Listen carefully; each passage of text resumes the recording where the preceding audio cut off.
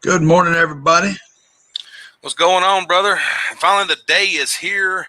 The day that all college football fans wait for in War Damn Eagle. It is college football Saturday. And I know, of course, Brandon over here, he's a very passionate SEC fan. He feels about like I do. I count down the days from when the very last game goes off to the very first game comes back around. I love college football. Don't get me wrong. Pro football is fine, but, being from Alabama, college football is exactly where it's at. And, it's how we do things down there in the South. So Absolutely. we're going to go over these. Go ahead, bud. No, go ahead. I was just going to say, the SEC, in my opinion, best conference in the world. But we don't have to talk about that right now. Right. We ain't got to talk about that right now. That's a biased opinion, I guess you could say. Yeah. It's our biased opinion that the SEC is the best conference. But, numbers don't lie. So, all right, here we go. We're going to talk about the top 25. We're going to break down. We're going to give you what we think our upset of the week. I'm going to give Brandon, I think from looking at the schedule, I looked at it like 2 or 3 times last night, and I just don't think one's going to do justice on this one. No, I have to agree. It's going to be a very interesting week. You've got a lot of top teams playing a lot of underdogs that could pull one out of the hat very, very easily. Very, very easily. And if you've watched college football for years, that's how it goes. That's how it can go almost every year. Is you never know what the hell's going to happen in college football. So that's just how it goes. We did have UAB. We've had some. This is not the first college football week, but let's be honest. There's not been a whole lot of ranked teams that's played. So, and it's not been much. It's been smaller football. Like all the way down to Conference USA. We had UAB taking on South Alabama. UAB gets the win, 42-10. Their quarterback threw for 319 yards. That's pretty impressive. Very impressive. Not much on the rushing, but for 105 yards at UAB, that's pretty impressive. That's about what the Conference UAC usually pulls in, is somewhere around. Their running backs run somewhere between 1 to 250 yards, somewhere in there. That's pretty decent for them. So the best receiver they had was Watkins. He had 183 receiving yards. I like UAB. It's for me being from Alabama. UAB's the little brother that we all pull for. I think that's like the one team that Alabama fans and Auburn fans actually pull for together. That's the one thing we agree on. At least they're playing one of us or something.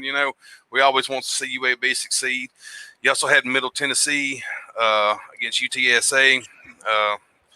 UTSA gets to win 37-35. I did not see these games. I did not watch them, so I can't really break them down for you guys. It's just one of those things I was either busy, and of course some people know me and Brandon have a lot of other podcasts and a lot of other things we do. So unless it's the top 25, that's where we want to put our main focus, just because of the fact that we are busy men. So it would be very hard for us to keep up with every college football team in the league.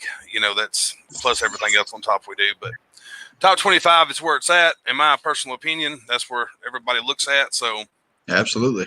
Let's go ahead and talk about the first game we got up, which is Kansas State at Oklahoma. That's 11 a.m. kickoff time on Fox. You can catch it. Number 3, Oklahoma and Kansas State. This is going to be kind of interesting, folks. Kansas State's the only team to beat Oklahoma last year. So the Sooners is looking for revenge. The Sooners has definitely probably got the team they're looking to go on. They're talking playoff talk. So which is what the Sooners do every year. They're always usually a pretty top elite team. At least in my lifetime, they have been. Yeah. So just about every year, especially since playoff time. So, who you got, Brandon? As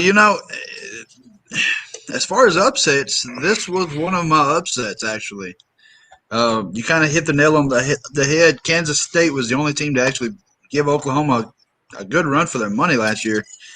I can see them doing it again this year. I don't think they lost a whole lot of seniors. I think like 4 maybe. So they have a good, decent returning team. So Kansas State for the upset. I'm gonna keep up with I was thinking about last night. I'm gonna keep up with all of mine and Brandon's picks. There you go. Brandon Seeger, good morning. He says Kansas State, baby. He's a Kansas State fan. Yeah, he's over there in Kansas, so yeah, I'm pretty sure he's pulling for Kansas State.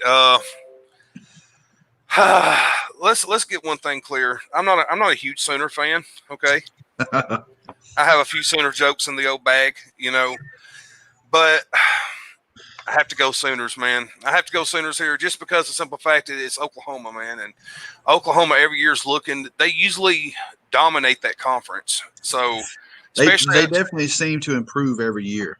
Yeah, they've got better over the years, since definitely just the years of Texas and other teams who have slipped off in that conference over the years. You've got Oklahoma who has just been really dominating it for the most part. So once again, I think Oklahoma is going to have a fantastic year this year. I'm going to go for the Boomer Sooners for the win. I'm not going to pick scores because it's too hard right now. We've not seen one play, so way too unpredictable. So I'm going to go Sooners. And I got Brendan down for K-State. I'll add these up every week, and at the end of the season, we'll see who got the most points, kind of like how they do in the big leagues. A little friendly competition. Especially when we get around to that Auburn and LSU game. That's going to be really interesting. I can't wait. I can't wait for that. Even though we know how that's going to end, but, Right.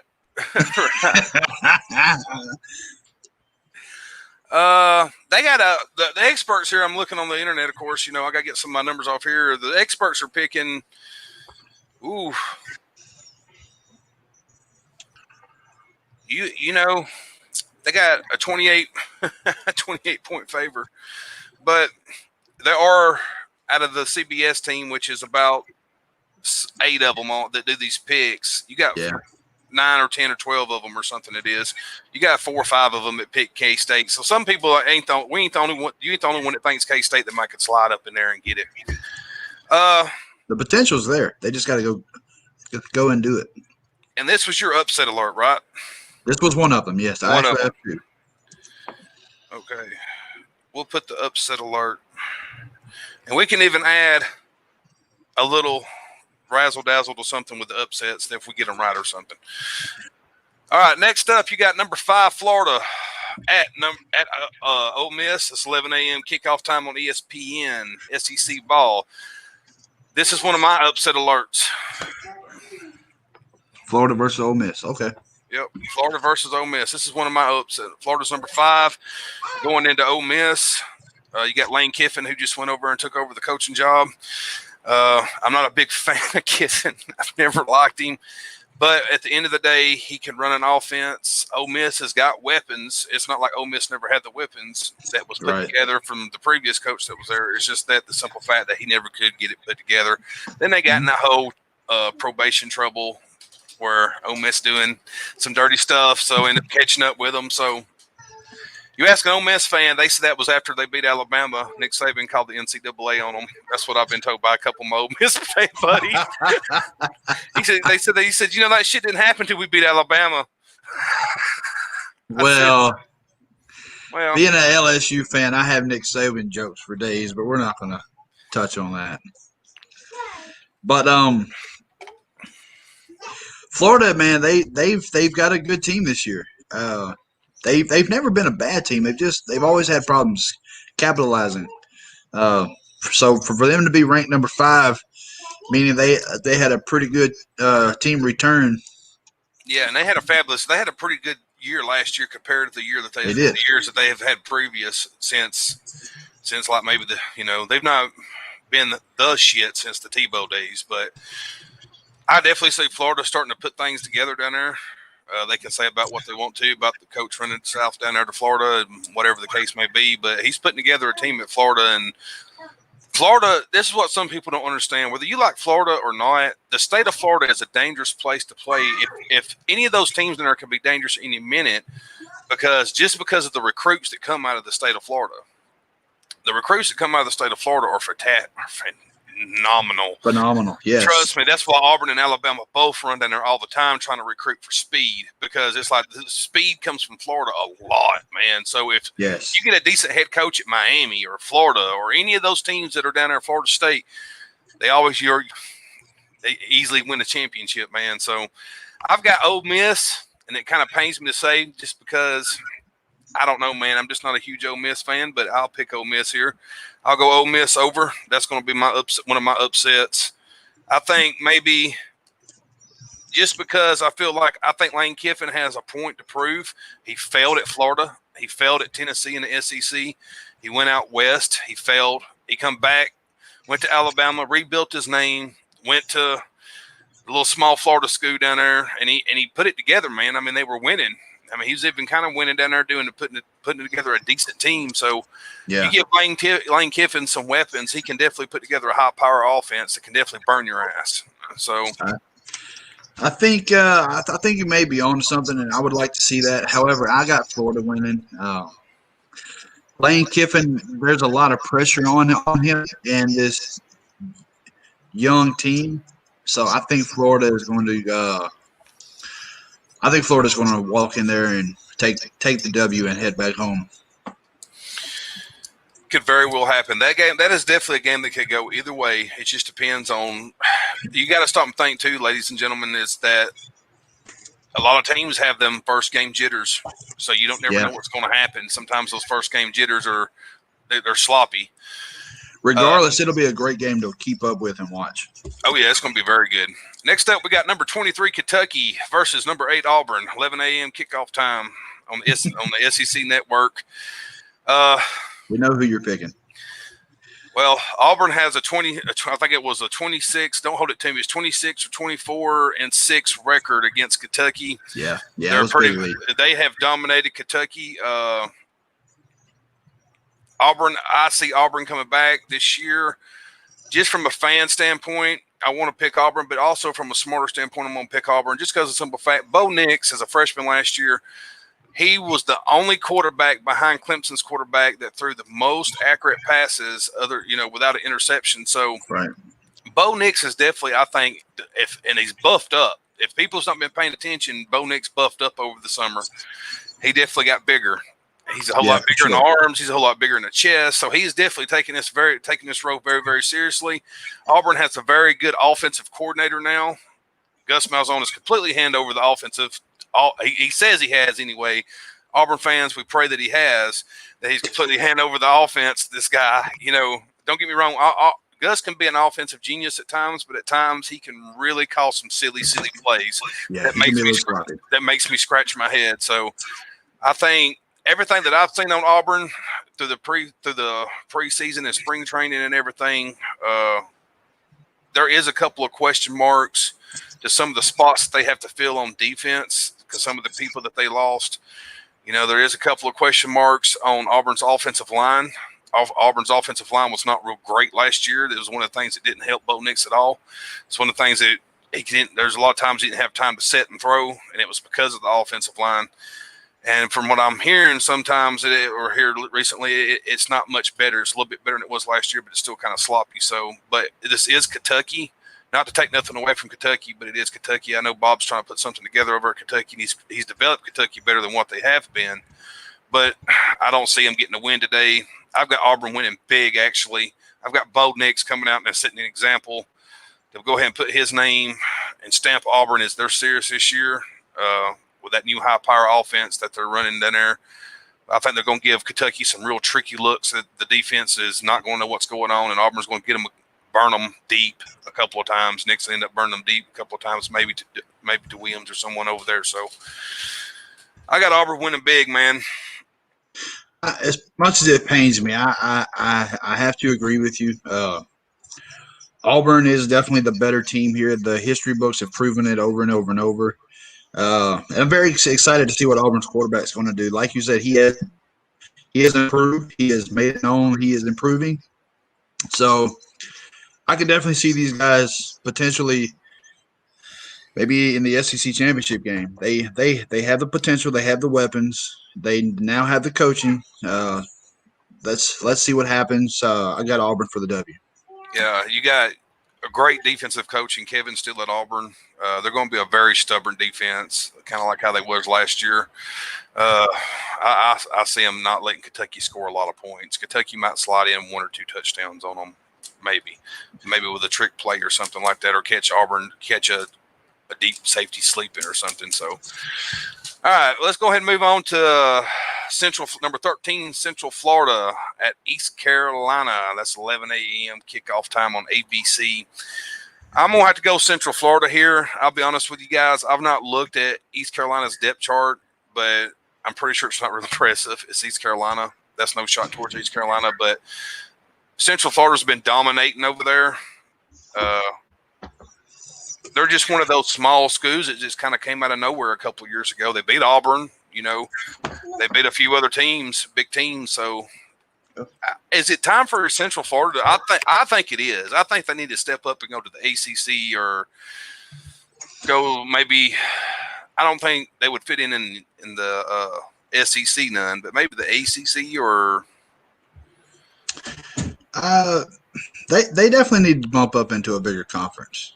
It seems like they're doing pretty good. They've been pretty consistent for a few years now, so it seems like they've kind of started to get it together down there at Central Florida. They're not the Central Florida of the past, so I've got them winning. I've got them going over. They'll probably go over pretty big. Probably something like 20-something to 7 or something. I'm trying to see who they're playing with. I don't even see that game on my list. Central Florida and East Carolina. Oh, there it is. Okay, I apologize. Yeah, definitely. Central Florida's going to win that. They are at East Carolina, but I just don't think East Carolina's still going to get it. No, definitely not. Definitely not. They definitely shocked everyone in the last 2 to 3 years. So why not continue? I do agree they need to bump up in class. They need to go to maybe ACC or some other division, maybe a smaller division. But the ACC would be a good fit for them. I really believe that. I would like them to be in enough respectable division that, well, let's be real, so they couldn't cry no more. So if they go undefeated, they're in a respectable division that they're going to be ranked in the polls correctly, because they're never going to be probably taken to the playoffs or ranked up or number 1 or number 2, beating the teams that they beat, like in East Carolina. So I would like to see them. But they are a dangerous team. They are. They're very dangerous. That damn offense they run there is a high-power offense. It scores a lot of points. People didn't take them serious a couple of years ago when they played Auburn. I told everybody. I even told my fellow Auburn fans, don't sleep on them. Don't sleep on them. And they slept on them, and, man, they embarrassed Auburn in a bowl game. So they're definitely a team to look out for. For the past, like I said, a couple of years, they've had the argument that they should be in the mix and be in the talk of the playoffs. So next, you got up Georgia Southern at Louisiana. Lafayette. Raging Cajuns. The old Raging Cajuns. I'm going to take the Raging Cajuns. I've not seen much on them, but, I mean, if they're 19, that's pretty impressive for them. It's very impressive for them. Very impressive. I don't really have a lot of complaints about the Cajuns. They upset a lot of teams last year. I can't remember quite who they did, but I remember they upset quite a few, and they were put on the map again. They give LSU a good run for their money every year. They're in the WAC division, I believe. So, yeah, definitely Raging Cajuns for the W. Georgia Southern, not a bad team. I just feel like they're just all over the place when it comes to offense. They don't really have a steady plan, and that concerns me going in. So, Louisiana Lafayette for the win. Yeah, that's about what I got. You can catch that game on ESPN too. You also have up next, you got number 24 Louisville versus number 21 Pittsburgh. This game could be very, very interesting on the ACC network. Number 24, number 21. Well, we know this is not the Louisville of Lamar Jackson. This ain't Lamar Jackson's Louisville, so for sure. So I I don't know, man. Pitt is one of those teams that's not been successful in a pretty good while. They're one of those colleges I've seen that they're always like hanging down there somewhere in the 20s, top 21, top 30, somewhere in there. So this is a hard decision, man. This is really hard. I'm gonna put it like this: unless Louisville comes out swinging, Pittsburgh is going to win. I've got Pittsburgh for the W. Louisville concerns me. They don't have a top quarterback anymore. Yeah. So, like I said, unless they come out and shine it like a diamond in the rough, Pittsburgh will dominate. Mr. Pittsburgh. I'll go also with you with Pitt. I think Pitt gets it done. Like you said, there's question marks. There was question marks last year at their quarterback stance without Lamar Jackson. So I don't think that's going to be fixed any this year. They'll definitely win some games, I feel like, but I don't believe they'll end up being a contender this year. And I could be wrong. Don't shoot me. It is the beginning of the year, and I've not seen no one play. So I just don't see it happening this year. They really haven't pumped anything out in the media about being excited going into the season. So, yeah, my gut's telling me to go with Pittsburgh. Next up, you got two unranked teams. You got Georgia Tech at Syracuse. Georgia Tech and Syracuse on ESPN3. I'm pretty sure this ain't going to pull in no big views or nothing, but you got, so that's ACC ball, ain't it? No, it's ACC versus what is what's Syracuse in? They're in the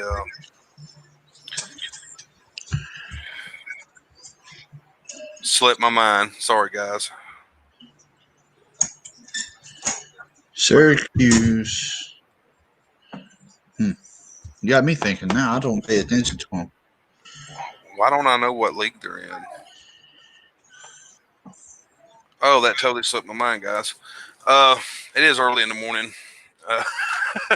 This is our first show, guys. Yeah, it is early. It is early in the morning, but I got Syracuse going over, just because I like Georgia Tech. I pull for a little old Georgia Tech here and there when they have to play the Bulldogs, just because Georgia's one of our rivals. But I got Syracuse going over. I like Syracuse. I pull for them most of the time every year. That's why it pisses me off. I can't remember what league they're in. I just had it.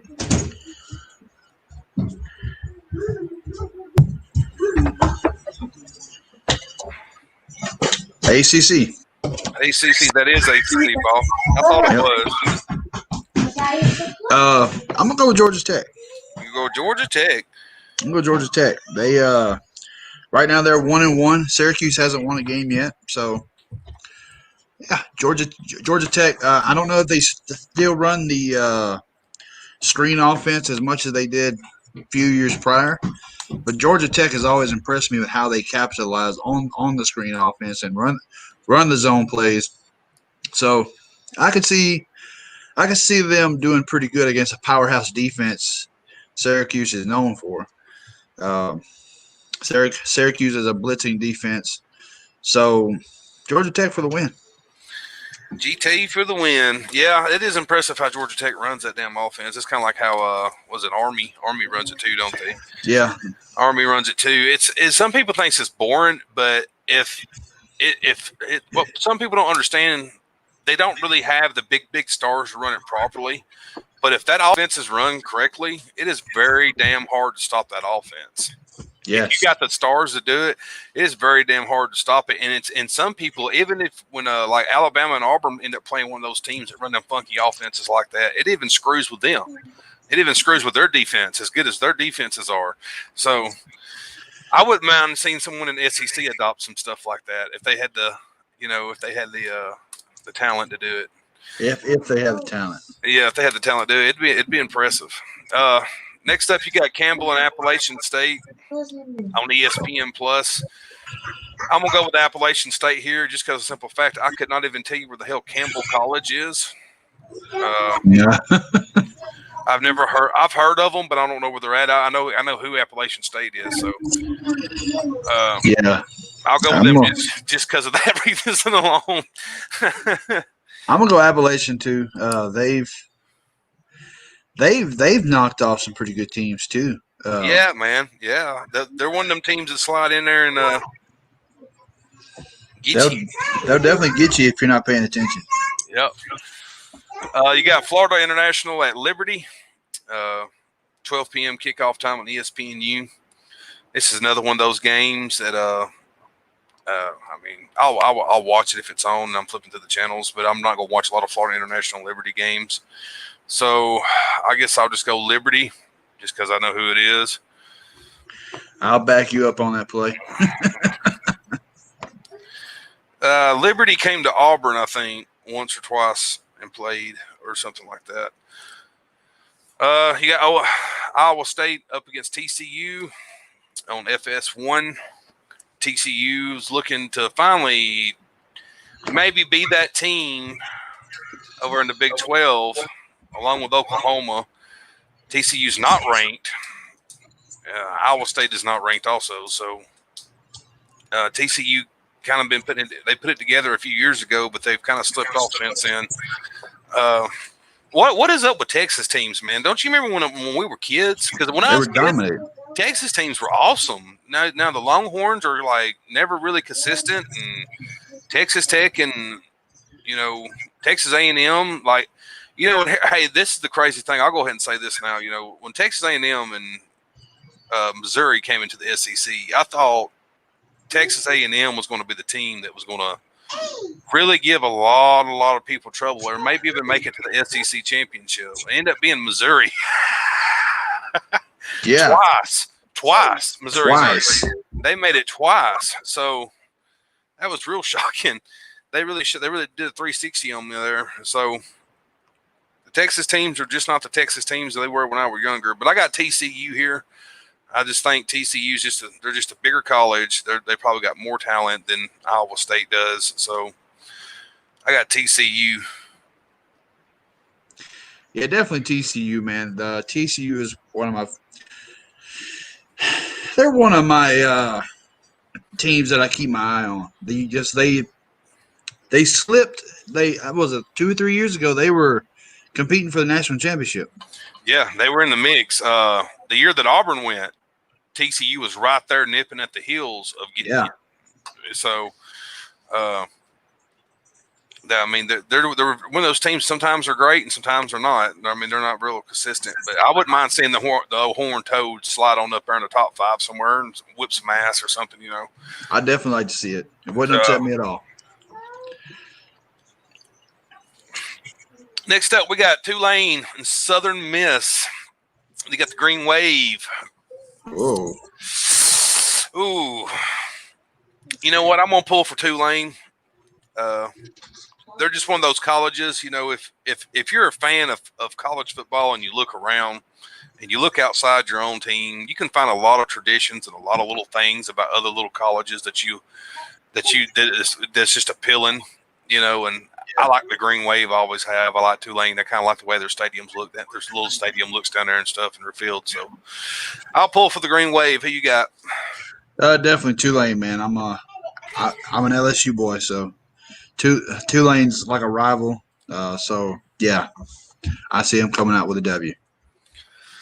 Next up, you got SEC ball. Mississippi State at number 6, LSU's 2:30 kickoff time on CBS. You got LSU, who does not have their starting quarterback from last year, who went pro. LSU with a question mark at quarterback. Mr. Brandon, give us some kind of insight since you are an LSU fan. What is the situation and how confident are the fans down there about the quarterback that y'all have? So the quarterback you put me on the spot. I can't think of his name right now, but he is a very good replacement for Joe Burrow. Joe Burrow cannot be replaced. He's a very good quarterback. He's been with the team. I think this is his third year now. He's finally getting his start. The fans are going to back whatever Ogeron wants, and he played a few snaps, I think, in the SEC game, and done great, done great. Hitting players on the sidelines, beautiful passing. He's a very good leader for this team. He controls the offense well. I I've got LSU winning. Mississippi State's always given us a run for our money. I really Mississippi State, Ole Miss, they've always gave us a little bit of problem. So this will be a good test for him going in. But if the offense works well together and he shows that he's a leading front for that offense, I don't see it being no problem. Ed Ogeron's done some great things, and he doesn't recruit bad talent so far. We did lose a lot of seniors, so it is very concerning going in. However, there's a lot of second string that was watching last year. They got to have good examples put before them. So, yeah, LSU's looking strong in my opinion. LSU for the win. LSU for the win, and they got that brutal SEC schedule coming up. LSU and Mississippi State both do. Of course, if you watch any kind of football, that's one thing about the SEC. They really beat up on each other all year. So I got LSU for the win. I don't think Mississippi State gets it done here. LSU's quarterback named Miles Brennan. Miles Brennan. All right. You got Ed Orgeron down there, defending national champions LSU, who shocked everyone last year and come out. Ed Orgeron, the coach that Ole Miss fired because he couldn't get the job done over there, and he really wasn't a contender for many head coaching jobs under my impression. Les Miles gets pushed out. Ed Orgeron comes in. A lot of people kind of chuckled. Ed ends up putting together a national championship team and going and winning it all. And no one understood a damn word of his victory speech, but he pulled it off. Didn't need to, you know. Ed Orgeron's a good coach, man. I like coaches that players respond to. I feel like that was where the gears kind of shifted gears at LSU. You had Les Miles, who I believe is just a different type of coach than Ed Orgeron is. Ed Orgeron is just like so humble and so about his players, and he's from down there. So that makes it all. It was just like one of those dreams jobs, I'm pretty sure, for Ed. So it definitely was. They actually did. They're working on a documentary, I believe, right now. His mom, they interviewed her and how he was. They were all hardcore LSU fans.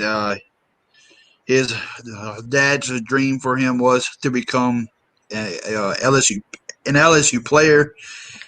Little fun fact: Ed Ogeron got offered an LSU scholarship. Went and played for 2 weeks and then quit.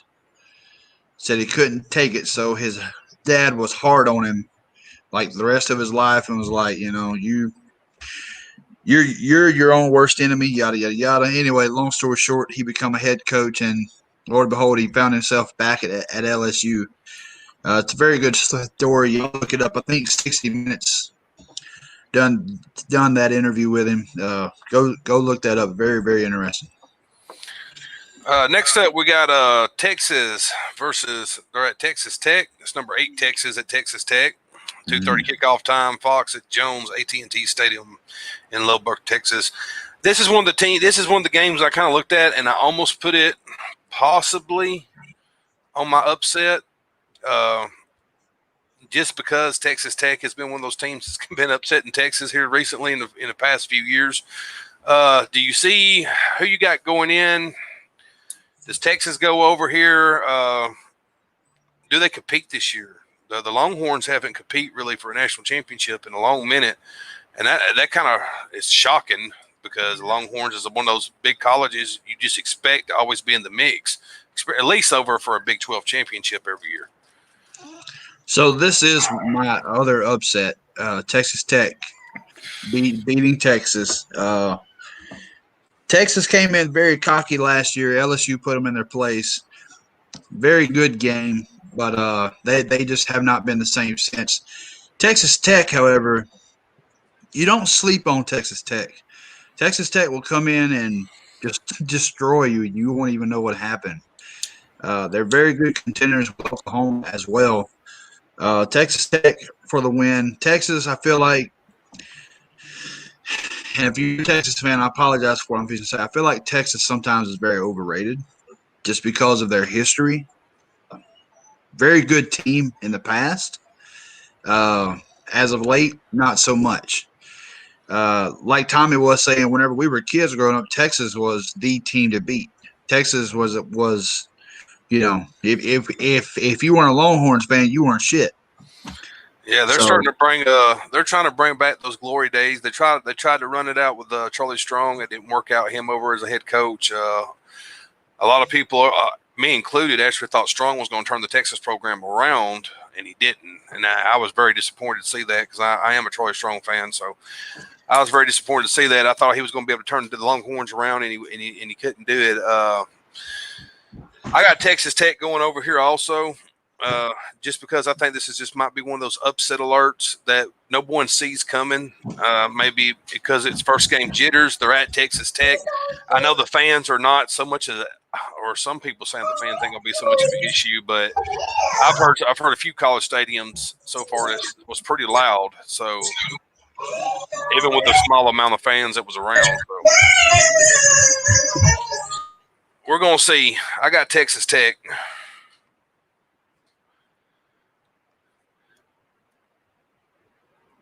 Let's scroll down here to next up. We got number 22 Army at number 14 Cincinnati. It's an ESPN game at 2:30. This is another tough one. I see Mr. Brennan had to step away for 5 seconds, so I'll go ahead and roll on a little bit without him. He'll be right back. Army and Cincinnati. The Bearcats for the past couple of years is another one of those teams that hang around mid 14, mid 16, top 20. They'll slowly sometimes start disappearing somewhere towards the middle of the season. Army, if I'm not mistaken, ain't they the ones that had that previous game? Let's see here. I think they've done played a game this year, if I'm not mistaken. Army has. The Army is 2-0 this year. So who else did they beat? They got wins over Louisiana Monroe. That's who it was. They beat Louisiana Monroe 37-7, and they beat MTSU 42-0. So, Army's looking pretty good this year. Yeah, Army's looking very, very strong. You know what? I'm going with Army.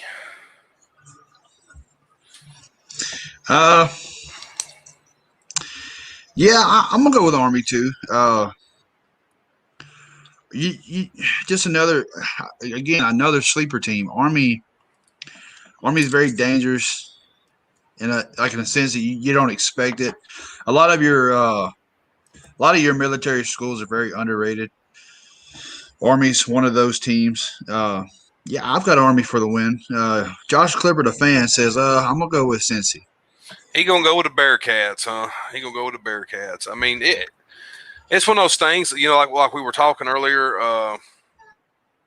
It could play out either way just because of the fact the way Army runs their offense.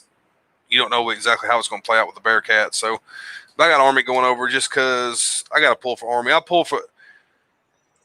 always want to see like Army and Air Force and those guys succeed. Navy. I always want to see them succeed. The Army and Navy game is one of the games I look forward to every year. I look forward to that game every year. I don't care if neither one of them's ranked. I don't care if neither one of them didn't win but 2 or 3 games the entire season. I want to see that game every year. So for sure. Let's see here. Let me click back here, guys. Lost where I was.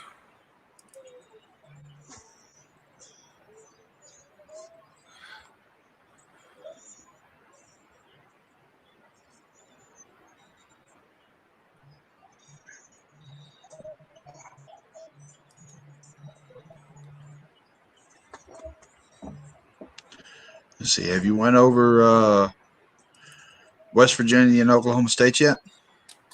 No. I'm getting it, I think. I think it's Okay. next. Yep, that's where we're at next. West Virginia and Oklahoma State. This is going to be a good game. 2:30 kickoff time on ABC. They're at Oklahoma State. I got Oklahoma State going over just because of the simple fact that Oklahoma State has been knocking on the door for the past couple of years. The Cowboys are one of those teams that are starting to get their momentum going over up there at Oklahoma State. I think they're sick and tired of living maybe in the Boomer Sooner shadow up there. I see Oklahoma State having a decent year this year, possibly even giving Oklahoma a run for their money. I got Oklahoma State by 2 touchdowns. Easily. Oh, wow. 2 touchdowns. I have to second that. Oklahoma State's going to pull this one off. West Virginia, I mean, I don't know. They can't seem to get their act together. They've not been good for like really, really competitive, I guess, maybe since, probably 04, 05. It's been a long time, but a lot of that's to do with bad recruiting, bad coaching plays. You know, they need to have a sit down and really reform that team. Just stop and think if we go all the way back to the days of that big head coach they had there, just think of what would have happened scenario if he wouldn't have left West Virginia and went to Michigan. Oh, wow.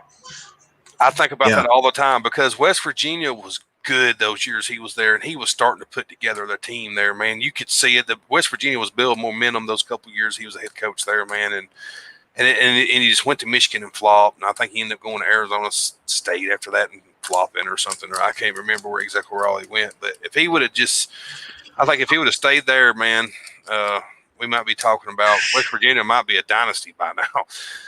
For sure. Joshua Clipper says it's going to be a tough one. Oklahoma has a hell of a program. West Virginia's been floppy since the battle plans. With battle plans since 03. He's talking about the same thing we're talking about. It's been a long time. Yeah, it's been a long time. I got Oklahoma State. Like I said, I think Oklahoma State is going to be a contender this year over there with the Big 12 in Oklahoma. So I hope they beat Oklahoma this year. Like you said, they're tired of living in that shadow. So Oklahoma State. This could be a very well high scoring game. This might not be a but I don't see it. But I kind of see it being more one-sided. Next up, we got UTEP at Louisiana Monroe on ESPN2. It's 2:30 kickoff time. I'm going to go with Louisiana Monroe. Got to go with ULM, man. The Warhawks. They upset Alabama.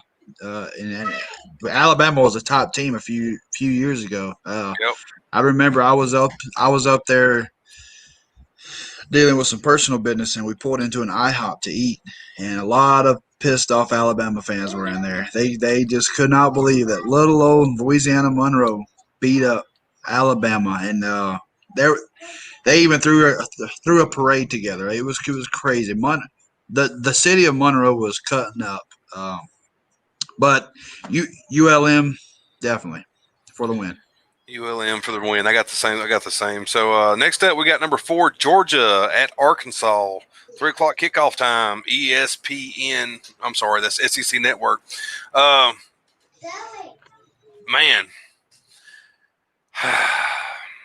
Sorry, Arkansas fans. I got Georgia winning big here. I just don't see. I think Arkansas is they're starting to get back on the right track of years ago. But it just ain't that. It's just not there yet. Kirby's got all those 5-star, 4-star recruits coming over at Georgia. Georgia's a team that is very scary. They're a team to take serious every year ever since Kirby has showed up for sure. I got Georgia winning big at Arkansas. I might have to second that. I got Georgia winning. I'm not going to say big. I don't think it's going to be close, but I don't think it's going to be one-sided either. I think it may be tick for tack there for at least for the first half. But Georgia definitely comes out with the W.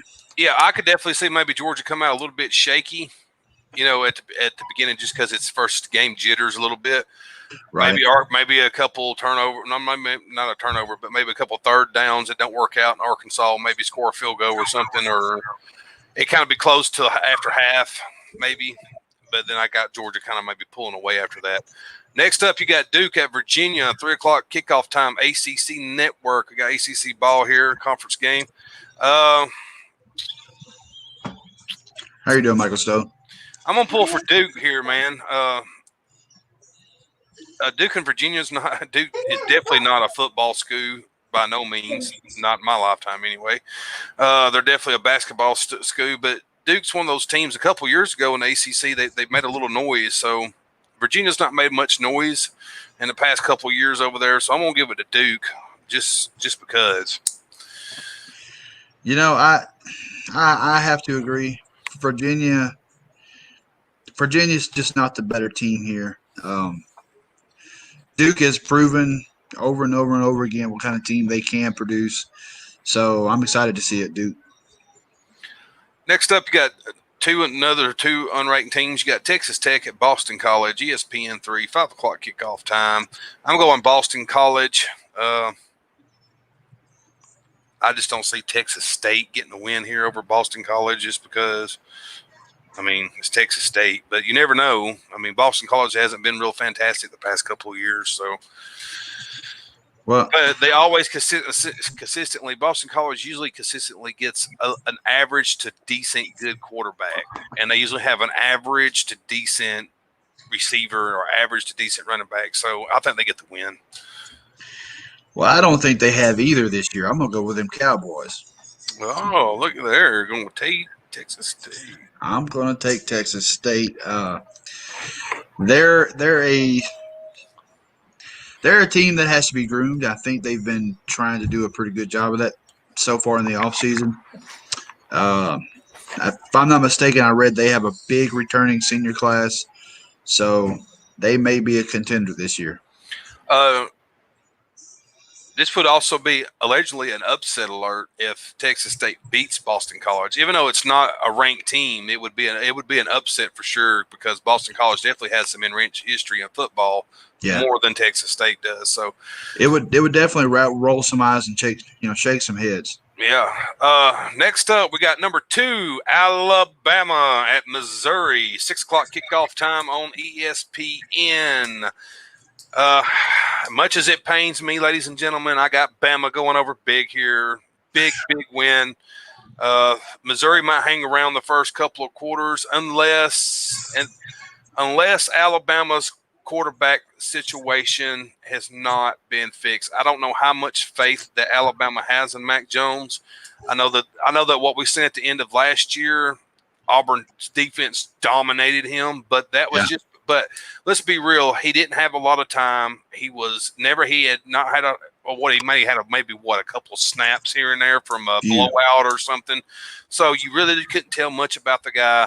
I know some Alabama fans are beating their chest saying he's the next great quarterback down there, that he was great in high school. But let's be real. To me, they do that with every quarterback. They do that with every quarterback. They do that with every quarterback they have, in my opinion, when they come in there. And to me, some Alabama quarterbacks that we thought was really, really great was not really, really great. They was just the system they're in. Nick Saban has usually a kick-ass line every year. Nick Saban has stacks of 4- and 5-star wide receivers. Nick Saban has stacks of 4- and 5-star running backs, not including he has a stack of 4- and 5-star defensive players. The only weakness that you could probably point on at Alabama every year is usually their kicker. That is usually their weakness out of every football team since Nick Saban has took over at Alabama and completely changed the program down there from the failure that it was of underneath the other hands of other coaches since Gene Stalin. So, it pains me as well. Probably me more than you. Oh, I don't know, man. I've had to live in the same state with them. They're as much as y'all were rivals. Much as they hate LSU, I don't know, man. I just don't think y'all rival is as big as ours is with them. So probably not. Well, we probably hate them just as much. Yeah, probably. But I got Bama. I got Bama Yeah. big. I got Mac Jones having a show-off day against a very weak Missouri defense. I don't think Missouri's D is very, very strong this year. Missouri's probably one of the topper teams. If you had to look at the East, they could be a sleeper team that some people are kind of overlooking. They could slide up to that East standings. They could shock a lot of East teams, and they've done it in the past. So don't think they can't do it again. I just think Alabama's got their number here. I have to agree. I think Alabama's going to win, but I hope and pray Missouri walks all over them. Deep down, me too. Deep down, me too. That would be a hell of an upset to start the year. Number 2, Bama falls to Missouri, but I just don't see it happening. Next up, you got Houston Baptist, wherever the hell that's at Louisiana Tech. I'm gonna have to take Tech here, man. I've never even heard of Houston Baptist. Where do they come from? Do they just I don't think they've been on the scene very long, but they are in that SWAC conference. Them Bulldogs are strong. They're mean. They have always had a good defense for their conference. So Louisiana Tech for the W. They Tech? All right. That one's at 6 o'clock, by the way, ESPN 3. Next up, you got Stephen F. Austin at the SMU. I love SMU. They're a team that always sucks, but always pull for SMU. They don't never do nothing, but the Mustangs, I'm going to have to go with them. I just don't see Stephen F. Austin winning at SMU. That game's at 6 o'clock, ESPN Plus, I believe it is. Love his comment. The unknown Houston team. The unknown Houston team. I have no idea. I've never heard of them, and I know some colleges, man, and I've never heard of them. But I have to agree with you, Tommy. I think they're going to win. It's just one of those games I'm not really that interested in, but it is what it is. It is what it is. I keep up with all of it, so yeah, for sure. Which these guys, we say top 25. These are the games that are this week. We have one outside the top 25 some, but I said the hell with it. I wouldn't go through and separate them all. All right, you had Vanderbilt at Texas A&M. You got Vanderbilt at Texas A&M, number 10 Texas A&M, 6:30 kickoff time, SEC alternate network. It says. Oh man, how shocking would it be if Vanderbilt could go in there and get the win at Texas Tech? Texas A&M. Texas A&M. I'm sorry. If Vandy did that, I would be very shocked. Very shocked. They'd be dropping anchors all year, wouldn't they? They wouldn't even care. They wouldn't care. They lose every game. We beat Texas A&M. You know what? But that for them, it would be an upset. It would be huge for them. It would be huge. That's almost Peach Bowl worthy for them. It's. Yeah, but it ain't gonna happen. I got Texas A&M going over. They are on probation, ain't they? Are they on probation? Did they get in trouble for something, or was that over? Or did they end up getting off on? I can't remember if they're still on. If they end up getting Senate, if they end up getting a year for it or not. But I got Texas A&M. You got Texas too, right? Yeah. I don't remember. We need to look into that. That is a good question. Maybe our fans could. Enlighten us on that. Because I could have swore that 5 seconds right here. With the power of the internet, Tommy searches for the answer.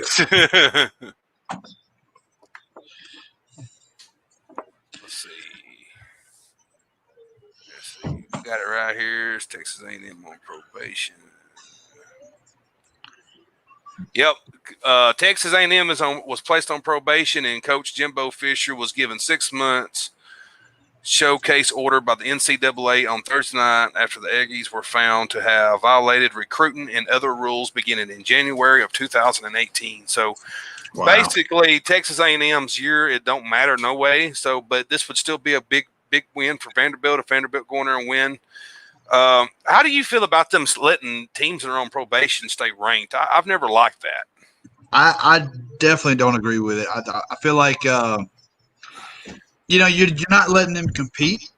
You know what I mean? So if you want to give them a rank, then give them a rank, but it shouldn't affect the other teams. Yeah, like maybe if say, let's just say, for instance, if Miami was number 10, then you would just say Miami and Texas Tech stays tied at number 10. You don't allow them to go up. You don't allow Texas A&M to go up or down. You just leave them pretty much floating. But you still give the other teams credit for beating, I guess maybe beating them or something for having a decent team, for being ranked. There's a lot of ways that could go. There's a lot of arguments and holes and everything with that. But I just really hate that when someone's on probation that they still get to, you don't want to take away their season from them, not let them play at all. But it kind of sucks because they're just playing spoiler all year. Really Texas Right. Now Texas A&M could just be anybody's spoiler even though they violated. It don't matter though. I still got Texas going over. I don't see Vanderbilt beating them. I would love it though. I would not be mad if Vanderbilt got there and got a win and brought a little limelight to their program over there. Next up, you got Florida State. This is a rivalry game. Florida State at number 12, Miami, ABC, 6:30 kickoff time. I seen Miami play the other night, and I'm here to tell you, Miami is looking damn good. Miami's looking very good. Miami. Vince King, go Tigers. Yes, indeed. Miami could potentially win this by a long shot. They've got the run game down. So, yeah, Florida State, they're going to have to come out swinging and really impress me to convince me that they're going to pull this one off. Yeah, I got the Hurricanes. I got the Hurricanes going. Easy. Yeah. Florida State's definitely fell off. They definitely fell off since the years of a couple years ago of Jimbo Fisher. So, of course, everybody knows now. Like what we just said, Jimbo's at Texas A&M now with on probation. But Florida State still has some key players. Don't get me wrong. Florida State still gets those good recruits. They're a team they're still dangerous, even if they're not ranked every year. You have to look out for them just because of the damn players they can get down there in Florida. They have like one of the best recruiting places. So, all right, we're going to move along. We got number 16, the Tennessee Volunteers at South Carolina. This is one of my upset alerts. I got the Gamecocks going over the Vols. I think the Vols goes in too cocky. Number 16, they overlook South Carolina a little too much. Will Muschamp's been putting it together up there at South Carolina for the past couple of years. I love Will Muschamp. He's a former defensive coordinator at Auburn. He's been there twice. He was a defensive coordinator back when Auburn went undefeated back in the early 2000s, and they didn't get to go to the national championship. The year they were screwed out of it, I think they only had one loss, and the 2-loss team ended up getting in over them. That was before they fixed some of the rankings the way they are now. We didn't have a playoff then. Then he come back a few years, prior years of Gus Malzahn. When Gus Malzahn first come back, he brought Will back, and Will come back for one season and then went on to the Gamecocks, where he's doing okay, man. I mean, he's doing a lot better than his previous head coaching job he was allowed to have. Yeah, he's put South Carolina back together a little bit. He's doing just as good as Steve Spurrier was doing up there, in my opinion. He's definitely put together a good defense. He's a great defensive coach. I got him upset in Tennessee, though. I think Tennessee's going to go in and they're going to get beat. I have to agree, man. I don't understand how Tennessee is ranked 16. To be honest, I know they had a decent year last year, but the better team, in my opinion, also is going to be South Carolina. South Carolina, let's go Gamecocks. I'm not a Tennessee fan by no means, but Tennessee has been falling off for the past couple of years. They've not the Tennessee I remember from. No. They're not the Tennessee I remember. They definitely need to work some kinks out that's going on over there. It's not the Phil Former days anymore. All right, well, next up we got Kansas and Baylor. This is a very good game. This is a Big 12 conference game. I got Baylor here. Kansas, who has Les Miles, if I'm not mistaken, ain't that where he went? Yeah. Still very, very early. Kansas, didn't they have a game? They done lost one game this year, if I'm not mistaken. I think they had a game not long ago. I could be wrong. Don't hold it to me. I don't think Les Miles has got them quite there yet. I think maybe if you give him another year or two there at Kansas. Kansas was almost at the bottom of the list, guys. I mean, they were pretty horrible nationally ranked. They were horrible offensively nationally ranked. They were horrible defensive nationally ranked. So Les definitely has his work cut out at Kansas, but it's nice to see that he did get a job after LSU. Yeah. Even if it was at Little Kansas. But I got Baylor for the win here. Yeah, I do too. Like you said, it's very early. Les Miles is a good coach. Don't get me wrong. He good coach, but he ain't God, people. He can't work miracles like that fast at Kansas. If he goes in there and has a great season at Kansas, I'm gonna be shocked, man. I'm gonna be like, okay, he really put it together because they were horrible. The only issue I really have with Les Miles, he makes bad decisions at the wrong times. Yeah, and that's what crippled his career at LSU. But definitely, Kansas is not going to win this one, I'm afraid. Next up, you got NC State at Virginia Tech, number 20, Virginia Tech. That's a 7 o'clock p.m. kickoff time, ACC Network. I got Virginia Tech going over here. I think before the week is out, after a few of these other teams lose, I see Virginia Tech maybe possibly moving up to the top 15.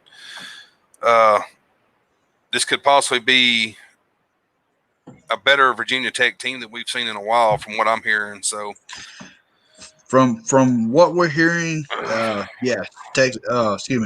Virginia Tech could surprise a lot of people. And honestly, I wouldn't be mad about it. They've been needing to get over for a very, very long time. They deserve it. North Carolina State, I just don't see it happening. So Virginia Tech for the W. Next up, you got Troy at number 18, BYU, 9:15 kickoff time. That's a late kickoff time. ESPN. I have got to pull for Troy here just because of the simple fact Troy is in Alabama. Troy is pretty connected. I didn't live near Troy, but we all love Troy just like we love UAB in Alabama. So I got to pull for Troy. And realistic, BYU probably wins, but I'm gonna go with Troy. If I could if I could call in another upset, it would be Troy. Troy is one of those teams. They're very dangerous, just like the Raging Cajuns or ULM or some of these smaller teams. You don't sleep on them.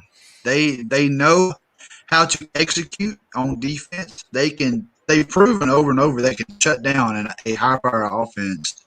Their defensive coordinator definitely knows what he's doing down there.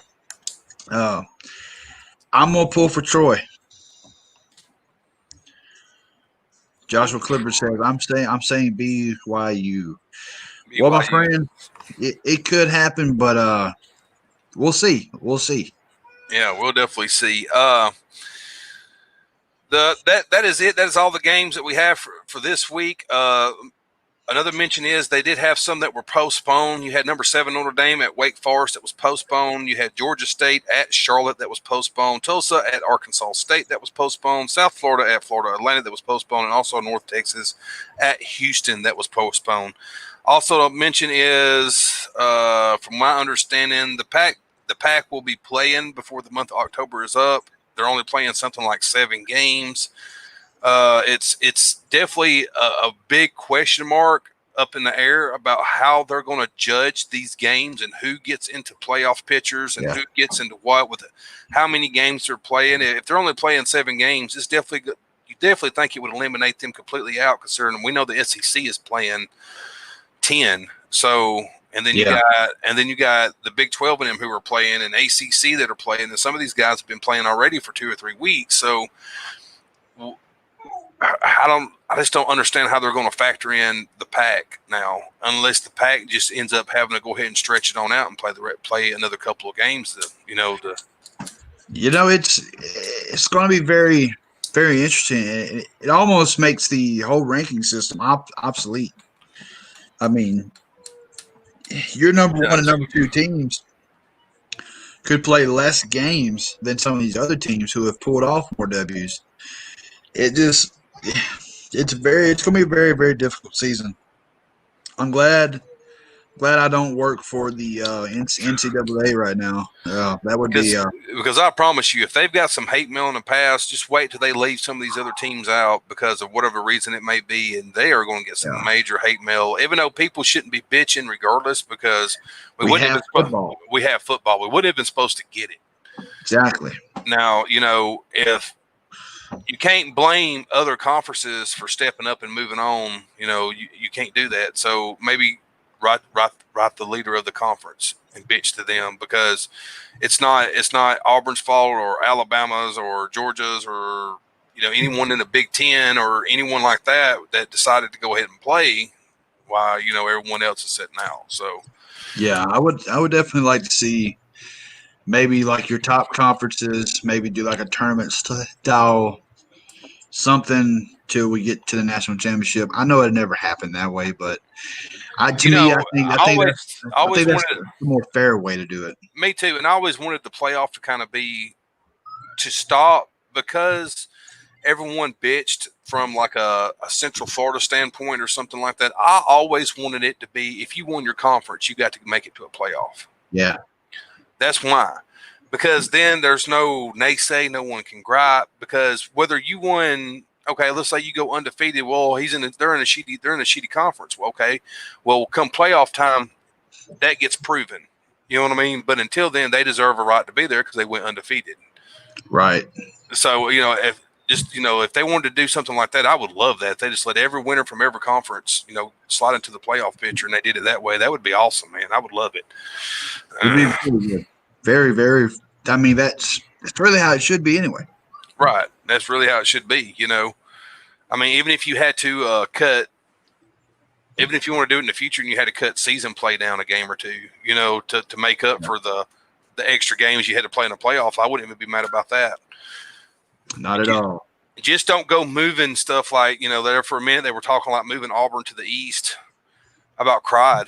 I was like, don't move Auburn to the East. No. What are you doing? You know how many games you're going to run if you do that? Like that creates, I love us being in the West. I don't want us in the East. And it's nothing, as a jokester, I disrespect the East all the time, because of the West and East rival, because, in my opinion, the West does have the toughest side that we have to play through, because we have to go to LSU and we have to go to Alabama, but at the end of the day, SEC ball is SEC ball, and it's all tough. It don't make a damn if it's in the East or the West. So, but I didn't want to be in the East because I just feel like I love us being. I love the fact that we have to compete in the West with LSU and Alabama and those teams like that. I think the East is just fine the way it is. You got Georgia and Florida, and those guys over there competing every year for the East. So I want to leave it like that. I don't want to switch it. Leave it just the way it is.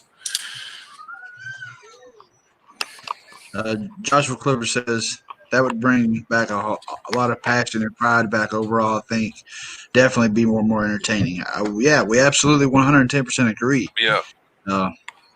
Like I said, I would just hate to be a NCAA shot caller right now because, like you said, the hate mail, the complaints, the naysayers, we didn't get a fair chance, all that's fixing to take place. But be thankful, guys, we have college football because it wasn't supposed to happen. It wasn't supposed to happen, and it took a bunch of conferences stepping up saying we're doing it anyway for everything else to fall in line.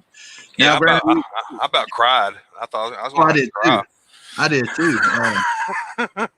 It was like, because it was such a horrible year, and I was like, and it's me being a college football fan, people just don't get it. That ain't college football. That was like my one relief in my head. I was like, well, I'm trapped in this house, but college football's in a couple of months. That was like the one thing that went through my head. I was like, well, college football's here in a couple of months. If we all have to be trapped in the house, we can at least watch college football. But of course, we want everybody to stay safe. The whole COVID-19 pandemic has forever changed the way we view things. 2020 has been an eye-opener of a lot of situations. Yes. But be thankful we have college football. Not trying to get religious here, but thank God we have some relief. We can watch our college football teams do what they do best and give us enjoyment in life. So, with that being said, it's see, we're 10 minutes. We're 50 minutes away from kickoff for the SEC season. Do you have anything else you want to cover, Tommy? No, man, that's about it. Join us next week. It'll be a little bit more interesting. We actually got some stats and some wins of some of these top 25 teams. We like I said, it's the first show. Yeah, it would have sucked without football, man. I got to have it, man. I got to have my sports. It kills me not having it, Absolutely.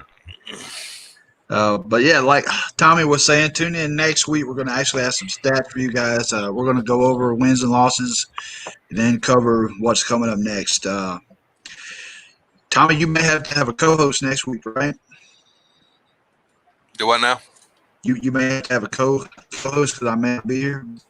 So Okay. we're going to announce that later. We're going to get all that taken care of. We will be putting on the show. Thank you guys for watching. Like, share, subscribe. Do what you guys do. Without you guys, we wouldn't have a show. And go watch all of our catch up. Go make sure you catch all of our podcasts and stuff. It's over at Pinfall Productions, because without Pinfall, all this don't happen. I got, everybody knows I got a podcast. Brandon has a couple. They do a couple of little shows over there, so it's all entertaining. It runs through all our Facebooks and our Facebook pages and stuff. So you can catch us. Make sure you go over and like and subscribe on all of our stuff, please, and thank you. Comment. Well, ladies and gentlemen, this has been the GridIron Top 25, and till next week. War Damn Eagle.